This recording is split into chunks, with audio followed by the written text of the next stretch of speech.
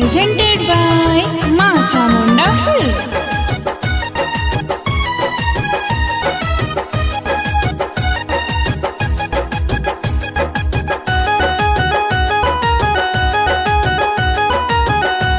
Mixed by Ravi Shankar.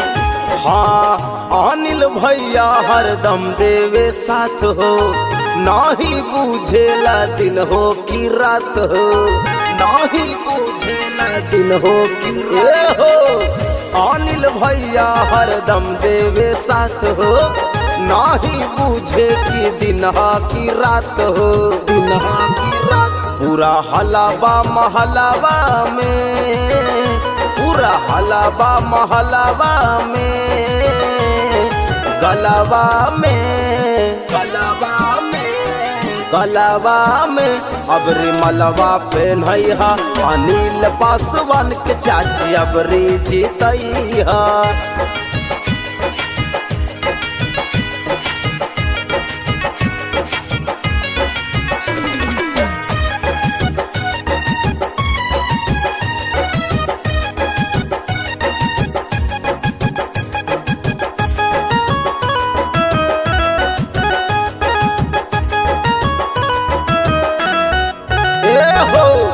Singhia पछमी से खड़हथी भैया, पुरैथू सब के यारा मनावा। और मुसीबत पर खड़ रहथुन दीहा चाची दे अनवा, दीहा चाची दे अनवा। ए चाचा सिंघिया पछमी से खड़हथी भैया, पुरैथू सब के यारा मनावा।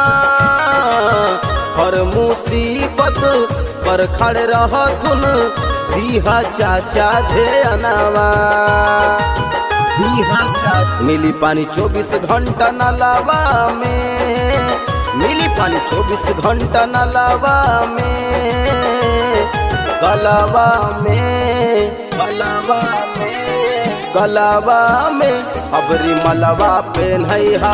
अनिल पासवान के चाची अबरी जीतैहा।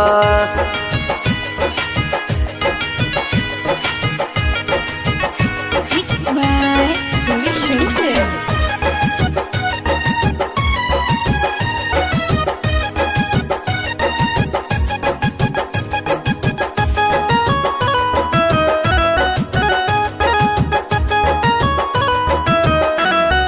ए हो हथवा जोड़ी के अलथू दुआरिया, चाची करिहा विचार हो।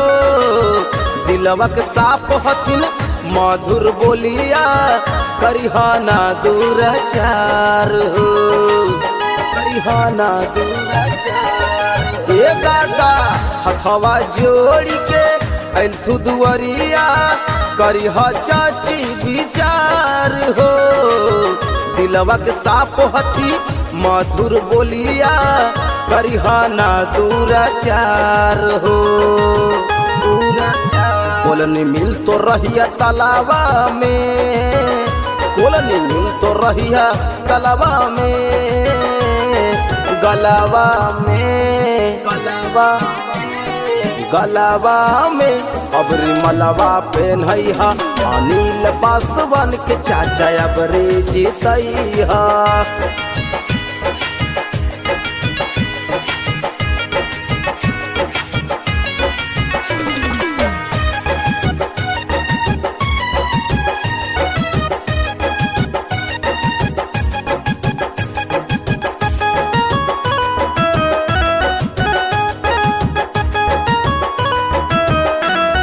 ए दादी पहला बेरी खड़हथी चचिया, बेटवा के लजिया बचैहा। सिंघिया पछमी से हाला बैन के, इनके के मुखिया बनैहा, इनके के मुखिया बनैहा। ए दादा पहला बेरी खड़हथी चचिया, बेटवा के लजिया बचैहा। सिंघिया पछमी से हाला बैन के, इनके के मुखिया बनैहा, इनके के। रवि कहे फंसी हना जलावा में, रवि कहे फंसी हना जलावा में, गलावा में, गलावा में, अरे गलावा में। अबरी मलवा पे नैहा अनिल पासवान के चाची अबरी जीतैहा।